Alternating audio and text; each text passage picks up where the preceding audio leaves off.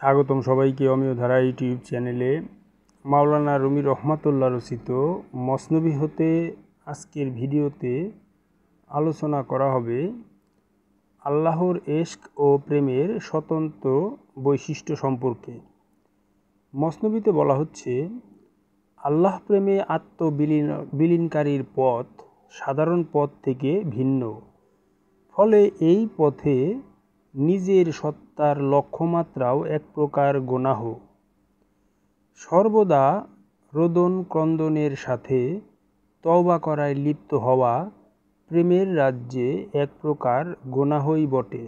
কারণ গুনাহের প্রতি লক্ষ্য করলে প্রকারান্তে নিজ সত্তার প্রতি লক্ষ্য করা হয় এবং গুনাহ লক্ষ্য করে ক্রন্দনে লিপ্ত হলে গায়রুল্লাহ তথা আল্লাহর ধ্যানের বিচ্যুতি ঘটে, অন্য ধ্যানের প্রতি লিপ্ততা আসে। এই সবই প্রেমের রাজ্যে এক প্রকার পাপ। তাই এই সম্পর্কে আল্লামা রুমি রহমাতুল্লাহ বলেছেন, হে ক্রন্দনকারী, তুমি বিগত অবস্থা থেকে কেঁদে কেঁদে তওবা করছ। এই তওবা দ্বারা তুমি আল্লাহর ধ্যান হতে বিচ্যুত হয়েছ। সেই অপরাধ থেকে কবে তওবা করবে? রুমি রহমাতুল্লাহর এই সুদীর্ঘ আলোচনায় অতি উচ্চ পর্যায়ের তত্ত্ব বর্ণিত হয়েছে। অবশ্য এই থেকে সাধারণ লোকও শিক্ষা লাভ করতে পারে। সেটা এমন, আল্লাহ তাআলার সাথে বান্দার কিরূপ ঘনিষ্ঠ সম্পর্ক রাখা কর্তব্য সেটা উপলব্ধি করা। তবে আল্লাহ পাক অসীম দয়ালু, অতিশয় দয়াবান। তিনি অল্পতেও সন্তুষ্ট হন।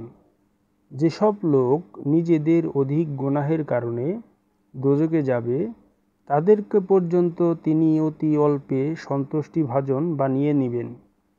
হাদিসে রাসূল পাক আলাইহিস সালাতু ওয়াস সালাম থেকে বর্ণনা করা হয়েছে, আল্লাহ পাক ফেরেশতাগণকে আদেশ দিবেন, এমন প্রত্যেক ব্যক্তিকে দোজখ থেকে বের করে নাও যে আমাকে একদিন মাত্র স্মরণ করেছে অথবা কোনো এক উপলক্ষে আমাকে ভয় করেছে।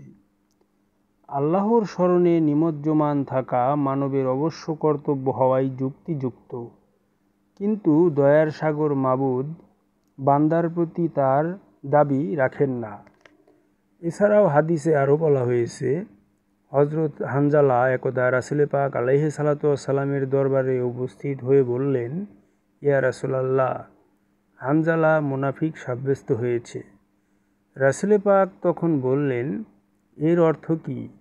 জবাবে হানজালা বললেন, আমরা আপনার নিকট থাকার সময়ে আপনি আমাদের বেহেশত, দোজখ ইত্যাদি স্মরণ করিয়ে থাকেন, তাতে হয় যেন আমরা ওই সব স্বচক্ষে দেখছি।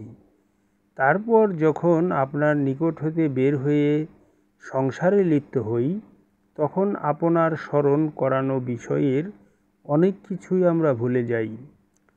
রাসূল পাক আল্লাহর শপথ করে বললেন, আমার নিকট উপস্থিত থাকা অবস্থার উপর যদি তোমরা সার্বক্ষণিক থাকতে, তবে পথে ঘাটে এমনকি শয্যায় থাকা অবস্থায়ও ফেরেশতাগণ তোমাদের সাথে অবশ্যই করমর্দন করতে থাকত।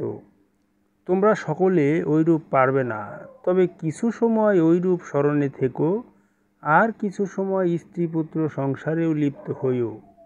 আল্লাহ তাআলাকে এবং আখিরাতের জীবনকে সদা ভুলে না থাকলে মুনাফিক সাব্যস্ত হবে না।